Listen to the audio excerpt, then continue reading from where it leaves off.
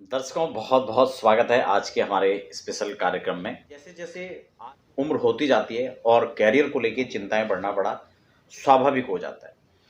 कई बार हम ये डिसीजन नहीं कर पाते हैं कि हमें कौन सा कार्य हमारे श्रेष्ठ आमदनी का मार्ग बनेगा, किस रास्ते पर चलें। हम बिजनेस करें या फिर अपने जो पैतृक कार्य हैं हम उनकी ओर लग जाएं, या फिर हमें नौकरी के लिए रुझान रखना चाहिए, या गवर्नमेंट नौकरी के लिए ज़्यादा हमें जो है समय निकालना चाहिए, प्राइवेट सेक्टर में हमारा भविष्य उज्जवल होगा।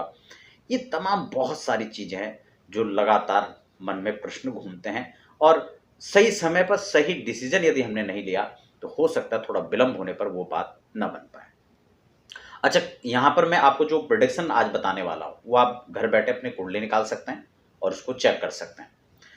तो दर्शकों, हम चर्चा को यहाँ पर शुरू करें। यदि आप नए दर्शक हैं और आपने अभी तक चैनल को सब्सक्राइब नहीं किया तो आप चैनल को सब्सक्राइब जरूर कर लीजिए, ताकि आने वाले समय में भी आपको इसी प्रकार से ज्योतिष हो चाहे अध्यात्म की हो, तमाम मुहूर्त की जानकारी हो, आपको समय समय पर हम लोग देते रहेंगे। यहाँ पर दो तीन चीज़ें मुख्य निकल करके आती हैं। एक तो नौकरी के लिए, अब उसमें गवर्नमेंट जॉब भी हो सकती है, प्राइवेट सेक्टर की जॉब भी हो सकती है। दूसरा आता है कि हमें पैतृक कार्य जो है, ठीक है, मान लो कोई पैतृक व्यवसाय चल रहा है या पिताजी के जिस क्षेत्र में काम करते हैं उससे संबंधित कोई क्षेत्र हो, या फिर सेम उसी को कॉपी करना हो गया, या फिर दूसरा एक और चीज बचता है व्यापार, बिजनेस के लिए। अब बिजनेस में अनेक अनेक पार्ट हो सकते हैं, वो छोटे लेवल से लेके बड़े लेवल तक जो है बहुत सारी स्थितियां हो सकती हैं, वो अलग विषय है। तो हम साथ साथ इन पर चर्चा करेंगे कैसे इसको हम देखें अपनी कुंडली के अंदर कि हमें कौन सी चीज यहाँ पर सूट करने वाली है, कौन हमारे जीवन के लिए श्रेष्ठतम आय का आधार बनेगा। ठीक है ना। एक तो चल रहा है, हम नौकरी भी कर रहे हैं, लेकिन हमारी किस्मत में तो राजनीति ज्यादा थी, लेकिन हम उस तरफ रुझान नहीं ले रहे हैं। विचार तो आता है, लेकिन शुरुआत कहां से करें ये समझ नहीं आ रहा है। फिर शुरुआत तो हम चलो कर दें, लेकिन क्या इससे हमारा जीवन सुरक्षित हो पाएगा, नहीं हो पाएगा, राजनीति हमारे भाग्य में है या नहीं है। तो ये बहुत सारे प्रश्न उठते हैं। अब इसके लिए हम जन्म कुंडली आप खोल लीजिए, और उसमें जो लगातार हमारे कार्यक्रम देखते हैं वो समझ रहे होंगे, मैं थोड़ा और सरल करके समझाऊंगा ताकि नए दर्शक भी इस बात को समझ पाए। तो सबसे पहले हमें नवम भाव को चेक करना है, यानी नाइन्थ लॉर्ड। क्रम से जब फर्स्ट वाला खाना होता है वहां से लेके सीधा नवम भाव तक आ जाइए कुंडली के। नवे भाव में आकर के आप देखिए कि नवम भाव में कौन सा अंक लिखा हुआ है। मान लो आपका मेष लग्न है, तो नवम भाव के अंदर, नाइन्थ हाउस के अंदर क्या लिखा होगा, वहां पे 9 लिखा होगा। अगर 2 से शुरू करेंगे, 2 लगन होगा वृषभ लगन, तो यहां पर 10 लिखा होगा। अब इस हिसाब से आप अपनी कुंडली में देख लीजिए वहां पर क्या लिखा हुआ है। अब आप अपने नाइन्थ लॉर्ड को देख लीजिए, आपका नवम भाव का नवमेश यानी आपका कौन है, यानी भाग्येश कौन है। दूसरी चीज आपको क्या देखना है, कर्मेश। भाग्य तो हमने देख लिया, लेकिन कर्म का मालिक किस ओर इशारा कर रहा है, हमें कौन सा कर्म करना चाहिए। बहुत ध्यान से समझना, आज की जो चर्चा है, थोड़ा हो सकता है वीडियो 2-4 मिनट लंबी हो जाए, लेकिन ये समझने का विषय है। पहला, नाइन्थ लॉर्ड यानी भाग्य किस ओर इशारा कर रहा है। दूसरा, दशमेश कर्मेश यानी कर्म किस ओर इशारा कर रहा है कि कौन से कर्म करने से, कौन से कार्य में हमारी तरक्की विशेष छुपी हुई है। और तीसरा इसमें हमने देखना है हमारा आय का मालिक कौन है, यानी एकादश का जो लॉर्ड है, एकादशेश हमारी कुंडली के अंदर कौन है। समझ रहे हैं, ज्योतिष की भाषा में एकादशेश यानी एकादश का जो स्वामी है, उसका जो अधिपति उस घर का है वो कौन है। तो 3 चीजें आप अपनी कुंडली में फाइंड आउट कीजिए। पहला, नाइन्थ लॉर्ड, 10th लॉर्ड और 11th लॉर्ड, तीनों को आप देख लीजिए कि वो कहां कहां बैठे हुए हैं और कौन सा ग्रह है वो। समझ रहे हैं, सबसे पहले वो कौन सा ग्रह है, हमारा 9th लॉर्ड कौन सा है, 10th लॉर्ड कौन सा और 11th लॉर्ड कौन सा है। अब इसमें हमने 2 चीजों को देख लेना है। पहले तो हमारा भाग्य का जो मालिक है, भाग्य का जो स्वामी है, वो कहां बैठा हुआ है, क्या लक हमारा साथ दे पा रहा है या नहीं। इस पर मैं अलग से भी चर्चा करूंगा एक स्वतंत्र वीडियो में, ताकि भाग्य के अलग अलग पहलुओं पर हम लोग उसमें स्वतंत्र रूप से चर्चा कर सकें। कई बार क्या होता है कि व्यक्ति मेहनत तो बहुत करता है। आप में से तमाम जो दर्शक इस समय देख रहे हैं, आप में से भी बहुत सारे ऐसे लोग होंगे जिन्होंने लगातार मेहनत तो बहुत किया है, लेकिन वो कौन सा फील्ड है जहां हमारी मेहनत सफल हो पाएगी, उस क्षेत्र का चयन हमने अभी तक शायद किया या नहीं किया। तो पहले तो भाग्य के मालिक को देख लें कि आपके जन्म कुंडली में भाग्य कौन होते हैं और वह कहाँ बैठे हुए हैं। ऐसा तो नहीं खाली हम मेहनत कर रहे हो, रहमत कब आएगा ये पता ही नहीं है। समझ रहे हैं? अगर भाग्य भाव का मालिक अगर हमारे कुंडली में स्वतंत्र रूप से अच्छी स्थिति में बैठा हुआ है, मजबूत स्थिति में बैठा हुआ है, मान लो केंद्र के अंदर बैठ गया भाग्य, या त्रिकोण में आकर बैठ जाता है, भाग्य का मालिक भाग्य में आकर बैठ जाता है, तो श्रेष्ठतम स्थिति हो। उसमें भी हमें देखना है वो नीच होकर बैठा हुआ है, पाप ग्रह से पीड़ित होकर बैठा हुआ है, या नवांश में भी स्थिति देख लेनी चाहिए, भाव वर्ग उत्तम है, राशि वर्ग उत्तम है, वहां पर किस सिचुएशन क्या है वहां पर। लेकिन भाव के मालिक को देखने के बाद दूसरी स्थिति हमारे कर्म की हो जाती है, यानी 10th लॉर्ड कहां बैठा हुआ है। और सबसे अहम भाग जो उसका है, यानी एकादश का जो मालिक है, यानी आय का जो स्वामित्व प्रदान हो रहा है, उस ग्रह की स्थिति जन्म कुंडली में कौन कहां है और कौन है आपके आय का स्वामी।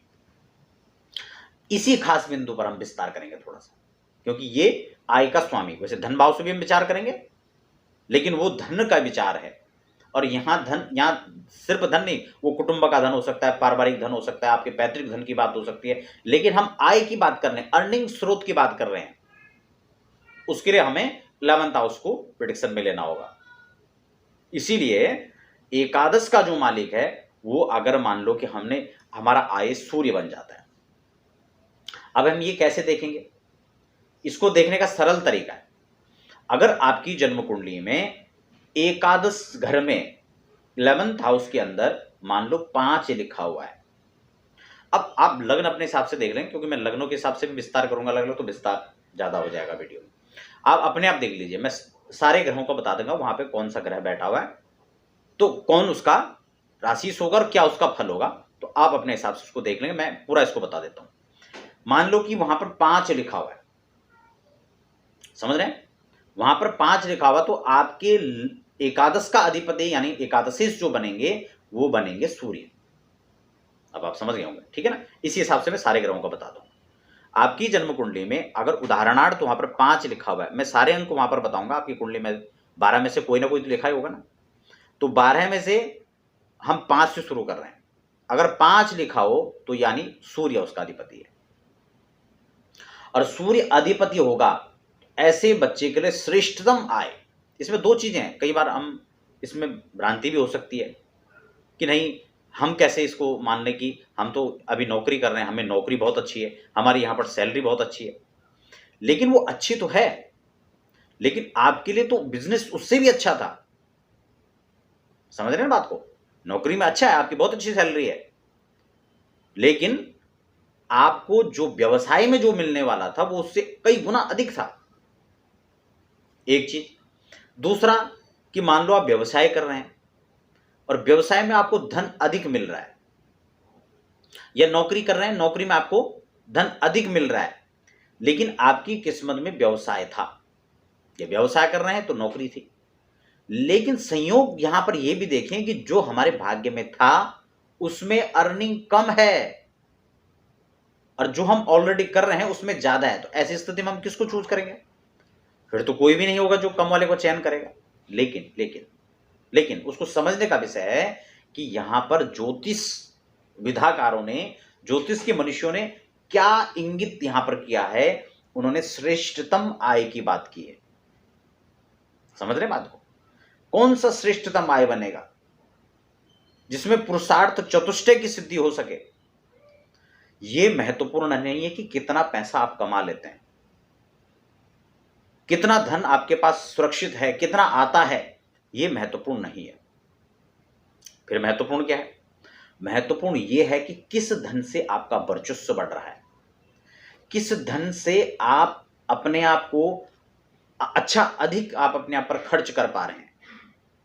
अच्छे से जीवन व्यतीत करने के लिए कौन सा धन हमारे लिए अच्छे काम में आ रहा है। बहुत सारे लोग ऐसे भी हैं जिनकी आय के कई प्रतिशत धन तो सिर्फ दवाई में चला जाता है, आय का कई प्रतिशत हिस्सा मुकदमे में चला जाता है, विवाद में चला जाता है, फसाद में चला जाता है। अब ऐसी स्थिति में उसको श्रेष्ठतम आय तो शायद नहीं कहा जा सकता है। अब आप समझ रहे होंगे यहां श्रेष्ठतम आय की बात हो रही है कि जिस धन से पुरुषार्थ चतुष्टय की सिद्धि हो सके। सबसे प्रथम धर्म, चतुष्टय के अंदर क्या है? धर्म, अर्थ, काम और मोक्ष। यानी धर्म के आधार पर धन संग्रहित करने की व्यवस्था, उसके बाद उससे अपने संसाधनों को जुटाकर भोग की वृत्ति, कामनाओं की पूर्ति, और फिर अंतिम में जो पुरुषार्थ चतुष्टय का अंतिम और श्रेष्ठतम जो एक पॉइंट है वो है मोक्ष। तो उसी से चतुष्टय, पुरुषार्थ चतुष्टय की जिससे सिद्धि हो, उन चारों में यहां पर देखा जाए तो आपका कौन सा भाव? जो धन भाव का मालिक आपका सूर्य बन रहा है, ऐसे व्यक्ति के लिए नौकरी सबसे श्रेष्ठ है। समझ गए? नौकरी में भी उसमें दो चीजें हैं। मान लो पिताजी हमारे आर्मी में हैं, अब ये मंगल का फील्ड है, लेकिन पिता से संबंधित जो क्षेत्र है वो इसको सूट करने वाला, मंगल की सिचुएशन उसमें देख लेनी चाहिए। लेकिन या फिर पैतृक जो कार्य है या पिता जिस फील्ड में काम कर रहे हैं वो फील्ड आपके लिए ज्यादा श्रेष्ठतम आय का साधन बनने वाला है, या बनना चाहिए, या बनेगा। तो अगर आप उसका चयन करते हैं तो आपके पुरुषार्थ चतुष्टय के साथ धन संग्रह का श्रेष्ठतम आधार बनेगा।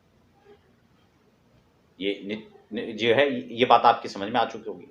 अब उसके बाद मान लो कि हमने यहां पर 4 लिखा हुआ है, आपके कुंडली के अंदर 4 लिखा हुआ है। 4 का स्वामी कौन है? 4 का यानी चंद्रमा। चंद्रमा यदि वहां पर बैठे हुए हैं, यानी चंद्रमा का घर वहां पर है, तो ऐसी स्थिति में कहीं ना कहीं आपको नौकरी और नौकरी बाद माता से संबंधित या मातृपक्ष से संबंधित जो कार्य हैं उनमें से किसी फील्ड को चयन करना चाहिए। साथ ही साथ सफेद वस्तुओं का जो व्यापार है उसको भी आप कर सकते हैं। उसके अलावा व्यवसायिक में अगर आप जाते हैं तो तरल चीजों का तरल पदार्थों का जो व्यवसाय है वो आपको करना चाहिए। इसमें डेयरी प्रोडक्ट भी आ सकता है, दूध का कार्य आ सकता है, जल से जुड़ा हुआ जो क्षेत्र है उसमें आपको जो है यहां पर सिद्धि मिल सकती है। यह लगातार जो जल में ही कार्य हो रहे हैं, जल से संबंधित जो कार्य हैं, जैसे शिप में बहुत सारों की नौकरी लग जाती है तो लगातार कई महीनों तक उनको पानी में रहना पड़ता है, तो वो सारी चीजें, सारी जो बातें हैं वो इससे संबंधित आती हैं। इसके साथ ही जो है ननिहाल पक्ष में जैसे मैंने आपको बताया डेयरी प्रोडक्ट का बताया, तो अगर 4 वहां पर लिखा हुआ है तो इससे संबंधित जो बातें हैं वह आपके श्रेष्ठतम आय का आधार बन सकता है।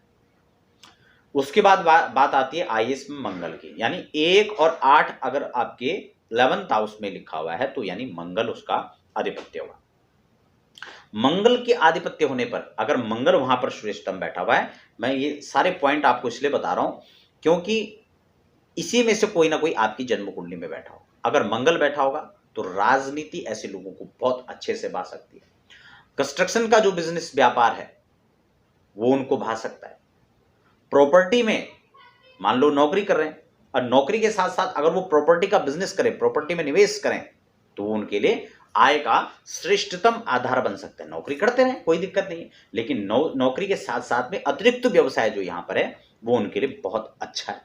शासन प्रशासन की नौकरियों के लिए उनको तैयारी करनी चाहिए, प्रशासनिक जो विभाग हैं, ठीक है, आईएएस की तैयारी कर सकते हैं, वो उनके लिए यहां पर श्रेष्ठतम आधार बनेगा, उनके कैरियर का बहुत मुख्य बिंदु बनेगा।